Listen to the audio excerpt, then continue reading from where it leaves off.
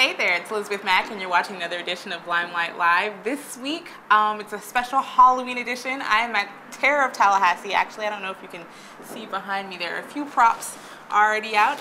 Joining me is the owner, Kurt Steiner. Say hello, Kurt. Hello, hello. He's going to tell us a little bit about the haunted house, because it is a very large haunted house. It's our only haunted house, really official haunted house that happens annually in Tallahassee, right? Well, this is actually our 13th year. We've been doing this since 1999, hard to imagine. But we've gone from 12,000 square feet now up to 20,000 square feet. We involve the outside and the chop house and Sunland Asylum, and we're always making it bigger and better, so it's very exciting for us. And then so I understand that each year it kind of changes up a little bit, right? Can you explain to us what it is? It's a little bit of a maze, and it's... Well, we think of this place as a giant community theater, a Halloween community theater. And although the stage itself doesn't go through a lot of changes, I mean, we have fire regulations that say you can't change the actual pathways and stuff. We could change the characters, we could change what they say, what they do, and that's what we do. And we have a particularly fresh crop of characters this year. We usually measure our effectiveness in what we call the P bucket. It's a bucket of how much we have to clean up after the audience, if you know what I'm saying. And this year the P bucket's been especially full, so I think it's working. Oh, wow.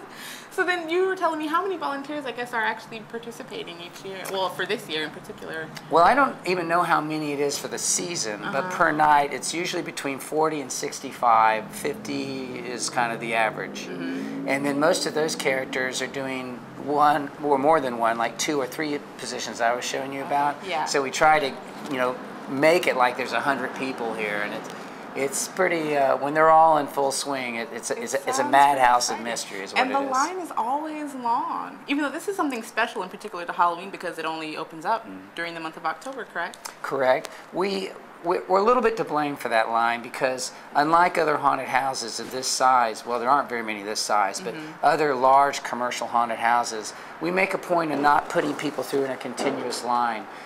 There's a safety in numbers, and we're all about not making you feel safe. That's exactly what we're trying to do.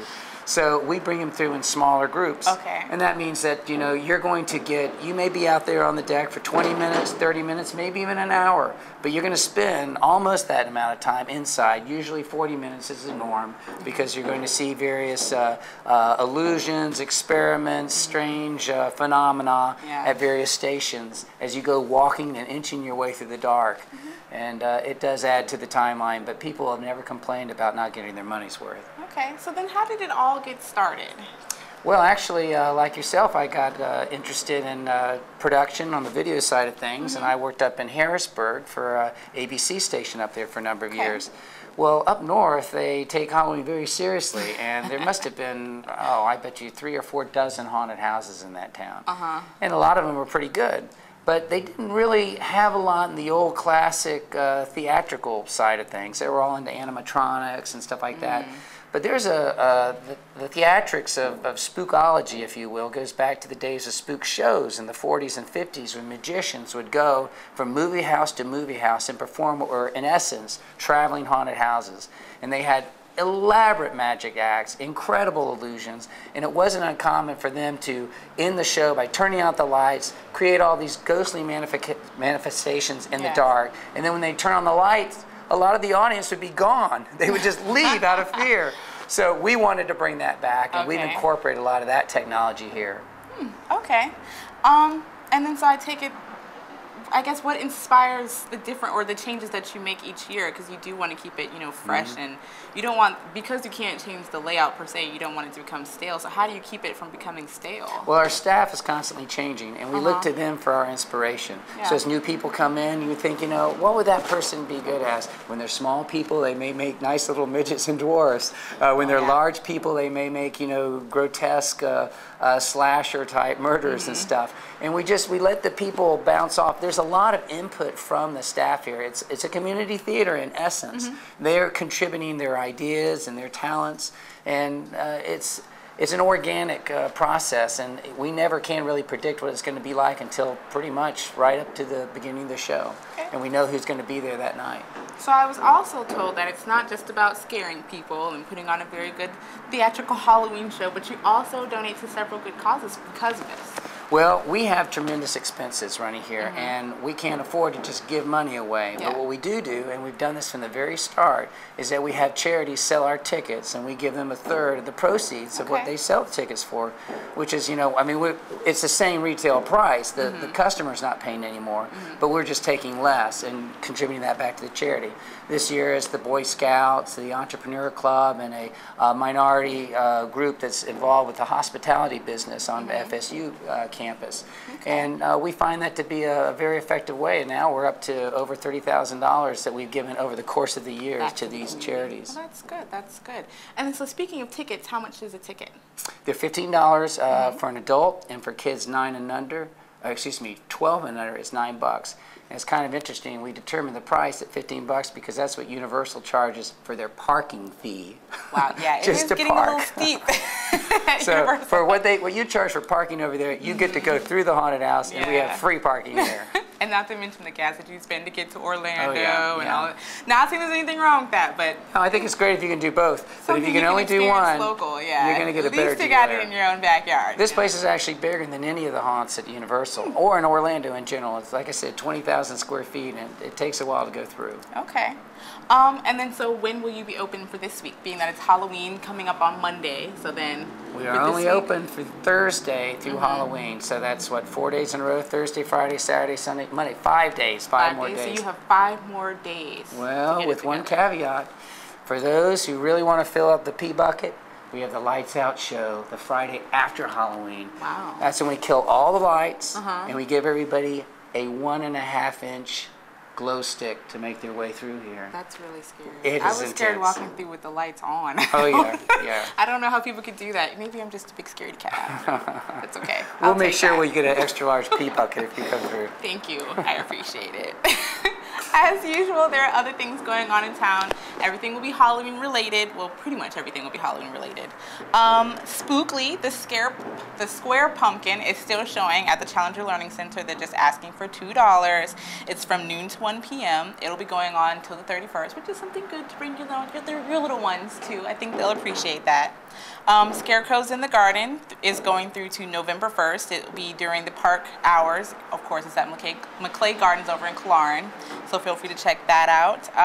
Thursday, Cobb Middle School is putting on Murder Mystery Dinner Theater. Yes, I said dinner theater. That means they'll be serving you a meal. Tomatoland will be serving up dinner. The tickets starts off at $3 for kids, and adult tickets are $10. So I think that's pretty good to get a good show with the middle schoolers and then a nice meal too. I think that sounds nice. It's from 6:30 to 8:30, and that's on Thursday.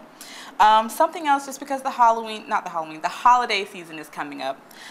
Basic wine and dessert pairing, they'll be doing that at New Leaf Market from 7:45 to 9 p.m. It's $10 for members and $12 for non-members. You do have to be 21 to attend this event, just so you know, so be prepared to present your ID. And no drinking and driving. And yes, and no drinking and driving. You could carpool and someone has to be the DD. I don't know, someone's gonna have to miss out.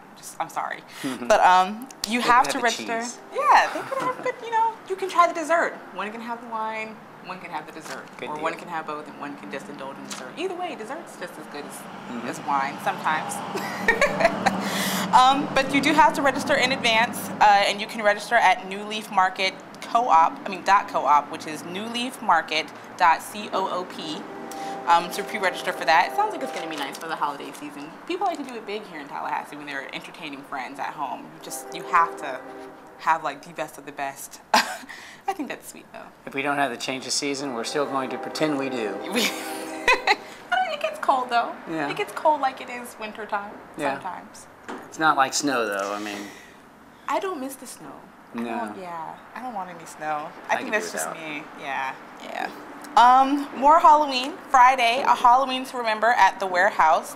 Harvest Gypsies will be performing. The doors open at 7:30, but the band starts playing at 8:30. Benefits go to the Alzheimer's Project, which does a lot for our families and individuals in the community who have Alzheimer's. Again, it starts at 8:30 with the band, but the doors open at 7:30.